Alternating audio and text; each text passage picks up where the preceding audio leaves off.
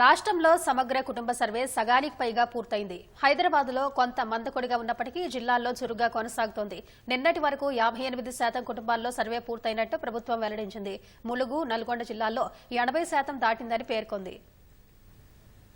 కుటుంబ ఇంటింటి సర్వే విజయవంతంగా కొనసాగుతోంది. ఈ మేరకు ప్రభుత్వం ఓ ప్రకటన చేసింది. నిన్నటి వరకు 58% సర్వే పూర్తయినట్లు తెలిపింది. సామాజిక, రాజకీయ, ఆర్థిక, విద్య, ఉపాధి అధ్యయనం కోసం ఈ నెల 16 నుంచి ఇంటింటి సర్వే ప్రారంభమైంది. ఈ నెల 6 నుంచి 8 వరకు ఇళ్ల గణన చేపట్టారు. గ్రామాల్లో 64,41,183, పట్టణాల్లో 51,73,166 కలిపి మొత్తం 1,16,14,349 ఇళ్లు గుర్తించారు. నివాసాలను 92,901 బ్లాకులుగా విభజించారు. గ్రామాల్లో 47,561, పట్టణాల్లో 40,246 మంది కలిపి 87,807 మంది ఎన్యూమరేటర్లు సర్వేలో పాల్గొంటున్నారు. ఈ నెల 9 నుంచి ప్రారంభించిన ఇంటింటి వివరాల సర్వే ఇప్పటి వరకు 67,72,246 గృహాల్లో పూర్తయింది.